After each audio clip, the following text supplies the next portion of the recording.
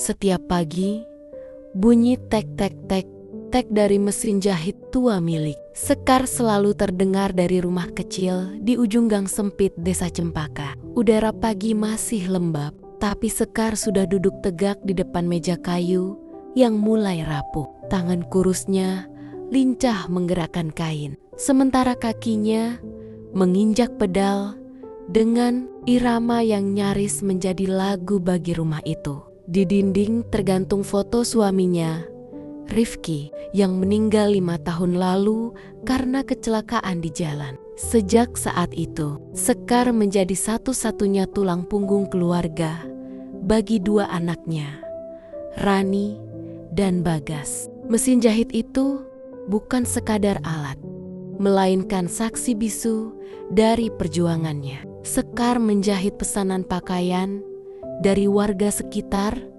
dari baju sekolah, kebaya, hingga gamis pengajian. Hasilnya tidak banyak, tapi cukup untuk membeli beras dan susu anak-anak. Malam hari, ketika semua tertidur, Sekar sering menatap mesin jahitnya dan berbisik pelan, "Selama tangan ini masih kuat, aku gak akan menyerah." Menjelang hari raya, pesanan jahitan Sekar menumpuk. Rumah kecilnya berubah jadi bengkel kain. Rani sering membantu memotong pola kain, sedangkan Bagas bertugas mengantar pesanan ke rumah pelanggan. Meski sederhana, keluarga kecil itu hidup dengan saling menguatkan. Namun, di tengah kesibukan itu, Sekar tidak pernah lupa pada anak-anak yatim di kampungnya. Ada Ayu, Tommy, dan Rara, anak-anak panti yang sering bermain di depan rumah. Mereka selalu memperhatikan mesin jahit Sekar dengan mata berbinar. "Bu, seru banget ya bikin baju," kata Rara suatu hari. Sekar tersenyum. "Kalau kalian rajin, nanti ibu jahitkan seragam baru." Ya, anak-anak itu mengangguk gembira. Meski mereka tahu, Sekar sendiri kadang kesulitan membeli kain. Suatu malam, ketika listrik padam dan hanya diterangi lampu minyak, Sekar mulai menjahit seragam kecil dari potongan kain sisa. Pesanan, pelanggan, kain itu tak seindah bahan baru, tapi dengan sentuhan tangannya berubah menjadi seragam sederhana, berwarna putih dan biru muda. Rani sempat bertanya, "Bu, ini buat siapa? Kan bukan pesanan." Sekar menjawab lembut, "Kadang nak, kita nggak harus punya banyak untuk bisa berbagi. Kalau ibu nunggu kaya dulu, mungkin nggak akan sempat bikin apa-apa." Tangannya terus bergerak meski matanya lelah. Di balik setiap jahitan, ada doa yang diselipkan. Semoga anak-anak itu bisa sekolah tinggi. Ya Allah, lebih tinggi dari anak-anakku sekalipun. Beberapa hari kemudian, Sekar memanggil anak-anak panti ke rumahnya. Mereka datang dengan langkah malu-malu. Di meja sudah terlipat rapi 6 setel seragam baru. "Ini buat kalian. Semoga bisa dipakai sekolah." "Ya," ucap Sekar dengan senyum lembut. Anak-anak itu menatap pakaian di depan mereka dengan mata berkaca-kaca. Ayu memeluk Sekar. "Terima kasih, Bu. Saya nggak pernah punya baju sekolah sebagus ini." Di luar, matahari mulai tenggelam dan angin sore membawa aroma kain baru bercampur wangi doa. Sekar merasa damai, bukan karena pujian, tapi karena hatinya terasa penuh. Namun, kehidupan tidak selalu semanis doa. Suatu malam, ketika Sekar sedang menjahit pesanan besar dari pelanggan kota, mesin jahit tuanya tiba-tiba berhenti berfungsi. Roda bawahnya patah dan jarumnya bengkok. Sekar panik. Pesanan itu harus dikirim 2 hari lagi dan upahnya sangat dibutuhkan untuk membayar uang sekolah Rani. Ia mencoba memperbaiki sendiri, tapi tak berhasil. Ia pergi ke bengkel jahit di pasar, tapi tukangnya bilang, "Mesin tua begini, Bu, udah susah cari onderdilnya." Sekar pulang dengan langkah berat. Malam itu, Ia menangis diam-diam. Rani mendekat dan memeluk ibunya. Bu, kalau nggak bisa dijahit pakai mesin, kita jahit tangan aja, ya. Sekar mengusap air matanya. Iya, nak, mungkin memang ini cara Allah menguji kesabaran kita. 2 malam berturut-turut, Sekar menjahit manual dengan tangan. Jarinya lecet, matanya nyaris tak bisa terbuka karena kantuk. Kain menumpuk, tapi semangatnya tak padam. Setiap tusukan jarum disertai lirih doa. Ya Allah, kalau ini jalan untuk anak-anakku bisa terus sekolah, kuatkan tangan ini. Rani dan Bagas ikut membantu, menyalakan lampu minyak, menyiapkan air hangat. Mereka tahu ibunya sedang berjuang lebih dari sekadar menjahit baju. Ia sedang menenun harapan. Ketika pagi tiba, hasil jahitannya siap, tak sempurna, tapi rapi dan bersih. Pelanggan pun puas, dan Sekar menerima upahnya dengan syukur mendalam. Namun, di balik senyum itu, Sekar mulai sering batuk dan merasa pusing. Udara malam yang lembab dan kelelahan membuat tubuhnya melemah. Suatu pagi, saat sedang menjahit baju pelanggan, jarum mesinnya terlepas dan melukai jarinya. Darah menetes ke kain putih. Ia berhenti sejenak, menatap luka itu, lalu menutup matanya. Aku masih kuat, ya Allah, masih harus kuat.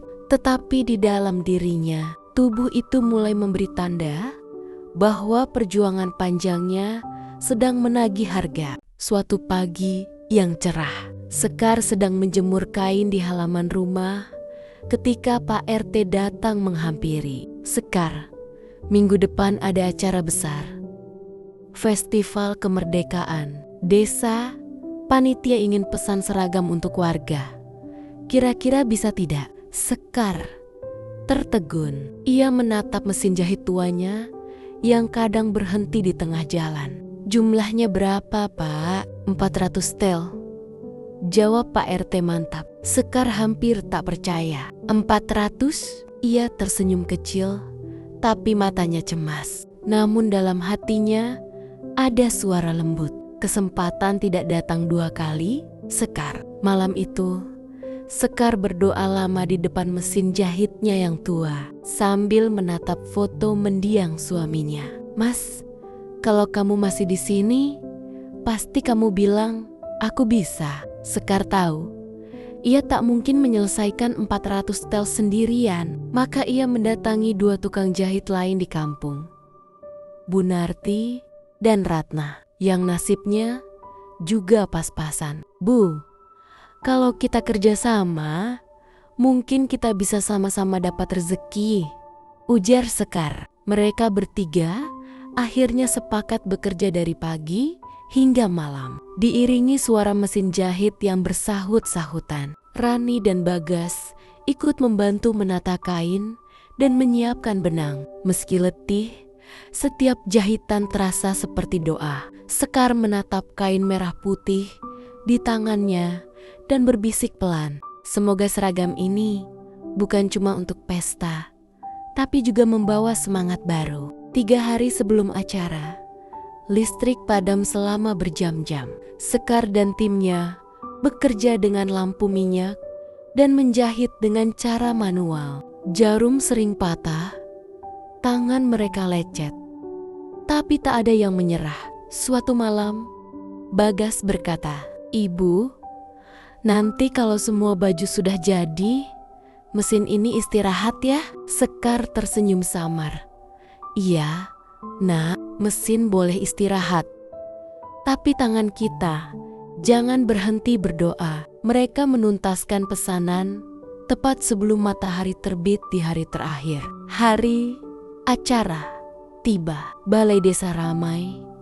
Semua warga memakai seragam karya Sekar dan timnya. Warnanya cerah, jahitannya rapi, membuat semua orang kagum. Kepala desa mendekati Sekar sambil tersenyum. "Bu Sekar, saya tidak menyangka seragam ini seindah ini. Kamu bukan hanya menjahit kain, tapi juga semangat desa." Sorak dan tepuk tangan terdengar, dan Sekar hanya menunduk haru. Di pipinya mengalir air mata bahagia yang ia tahan-tahan selama ini. Dari hasil pesanan itu, Sekar mendapat keuntungan cukup besar. Beberapa hari kemudian, ia memeluk kotak besar di pangkuannya. Mesin jahit baru. Bagas melonjak gembira. Rani ikut menangis haru. "Ibu, sekarang tidak akan macet lagi ya?" Sekar tersenyum. "Iya, Nak. Sekarang ibu tidak hanya punya mesin baru, tapi semangat baru." Namun rezeki tidak berhenti di situ. Karena hasil kerjanya bagus, Sekar kembali dipercaya untuk menjahit seragam acara sekolah dan lomba desa berikutnya. Beberapa bulan berlalu, rumah Sekar kini berubah. Ruang tamu kecilnya dipenuhi 3 mesin jahit baru dan 3 tetangga perempuan yang kini bekerja. Bersamanya Bu Mira, Imah dan Sari, janda muda yang dulu menganggur. Sekar mengajari mereka sabar dan rapi dalam setiap jahitan. Menjahit bukan sekadar pekerjaan, katanya, tapi juga ibadah kalau niat kita untuk kebaikan. Suasana rumah itu kini hidup.